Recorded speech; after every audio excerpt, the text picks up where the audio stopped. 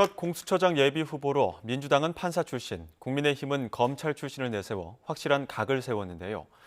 어느 쪽이든 최종 후보에 선정될 가능성이 점점 희박해지고 있습니다. 이렇게 되자 대법원 법원행정처장과 법무부 장관이 추천한 인물에 관심이 더 쏠리고 있습니다.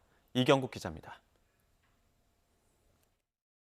고위공직자 범죄수사처장 예비후보 11명의 명단이 확정되면서 더불어민주당과 국민의힘 의도가 더욱 명확해졌습니다. 먼저 민주당 추천위원들이 내세운 예비후보 2명은 모두 판사 출신 변호사들입니다. 검찰의 직권남용과 직무유기를 공수처 출범의 직접적인 배경으로 내세우면서 검찰 출신은 최대한 배제해야 한다는 점을 명확히 하고 있습니다. 권력 남용에 대한 통렬한 자기 반성과 자기 개혁이 선행되어야 합니다. 이 시대 최고의 개혁 과제인 검찰 개혁을 완수하겠다는 말씀을 드립니다. 반면 국민의힘 측이 내세운 예비 후보들은 모두 이른바 특수통을 비롯한 검찰 출신들입니다. 공수처도 수사기관인 만큼 수사를 잘 아는 전문가가 지휘봉을 잡는 게 당연하다는 겁니다. 독립적이며 권력의 비리에 관해서 주저없이 척결해낼 수 있는 그런 소신을 가진 분들을 많이 추천한 걸로 알고 있습니다.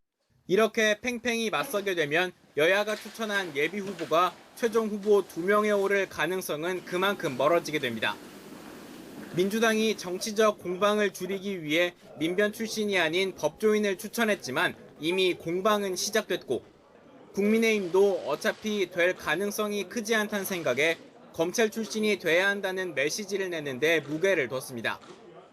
실제 국민의힘 측이 추천한 석동현 변호사는 SNS에 자신이 최종 지명될 가능성이 없다는 것을 알지만 공수처가 괴물이 되지 않게 해야 한다는 심정에 요청을 수락했다고 밝혔습니다.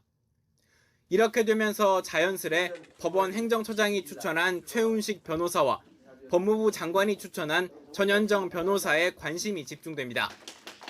검찰 출신인 최 변호사는 이명박 정부 시절 저축은행 비리 합수단장을 맡았고 유일한 여성 예비후보이자 판사 출신인 전 변호사는 한센인 국가배상 인정 판결 등을 하며 인권 분야에 관심을 가져왔습니다. 추천위원회는 오는 13일 열릴 2차 회의부터 본격적인 후보자 검증에 돌입합니다.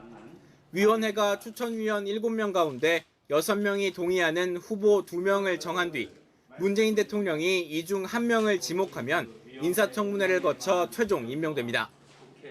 민주당은 이달 안에 인사청문회를 마치고 공수처장을 임명해야 한다고 압박하고 있습니다. 하지만 여야 사이 어떤 후보가 더 적합한지를 놓고 설전부터 벌여야 하는 상황이어서 민주당의 의도대로 될지 낙관하긴 힘든 상황입니다.